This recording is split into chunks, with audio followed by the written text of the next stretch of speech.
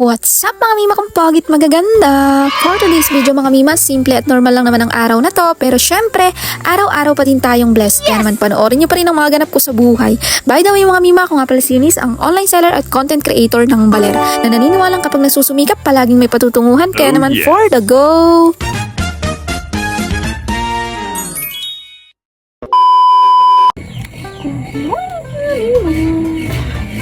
Thank you, Lord! Kakape tayo mga mima. Kasi kagigising ko lang. Ngayong araw nga mga mima, tanghali na tayo gumising at di na yun bago kasi tamad talaga ako bumangon ng maaga. Char! Kaya naman as usual, nagtimpla na ako ng kape at ininit ko nga itong mga mimang pandesal na natira kahapon. And yes, bawal magsayang ng pagkain kaya naman for the init muna, itulog pa nga. Anyways, masarap pala siya mga mima pag ganito, malutong na crunchy ang atake. Gusto nyo ba? Plus, may palaman pa ako din kaya literal na panalo ang ulusol na yun. By the way, huwag nyo nang pansin ng tasa kung may sentimental value na yan kaya hindi ko din matapon. Yan lang naman ang tasa na may litrato namin ng partner ko nung nag-uumpisa pa lang ang kalbaryo. Pagmamahalan ng dalawang sangga, no? Charot! Bahala kayo dyan. Masabi, wala nang bawian. Anyways, pagkatapos ko magkape, pinaliguan ko na ang batang ito dahil sobrang asim na talaga mga mima. Hindi na siya amoy baby, amoy batang damulag na talaga. May payakap-yakap pa yan siya. Kala mo talaga apakabait. Para naman ng dragon. Char! Pero mahal na mahal ko yan siya. Kaugali ko tandem na tuloy kami magtoyo sa ama niya. Anyways, ang dami ko nang sinasabi. Imbes na tiklopin ko ang damit. Baka naman, pakitiklop na lang mga mima. Charot! Fast forward. Inasikaso ko na nga muna itong mga bagong dating ko na paninda kasi hindi ito mabebenta pag di talaga pipicturan isa-isa mga mima. By the way mga mima, share ko lang. Alam nyo bang ang daming mga tao, customer na nagsasabing gusto ko rin maggaganto kasi kahit nasa bahay lang kumikita, meron pa. Magkano naging kapital mo dito? Siguro malaki no?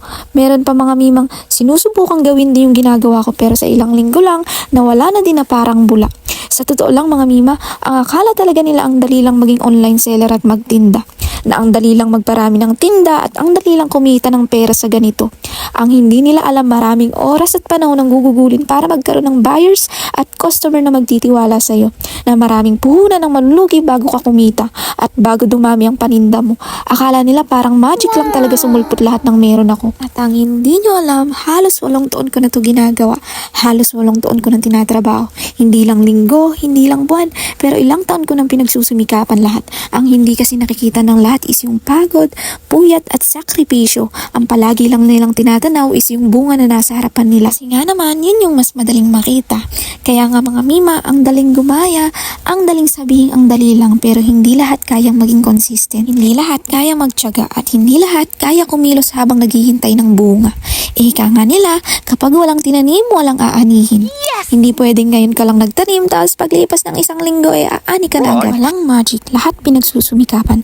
Maaaring nakakahanga dahil nakikita natin na umaasenso ang iba, pero palagi rin natin sanang makita yung lahat ng struggle bago niya yung nakuha. Yes! At palagi sana nating tandaan na ang pag-asenso mga mima is tinatrabaho at pinagsusumikapan.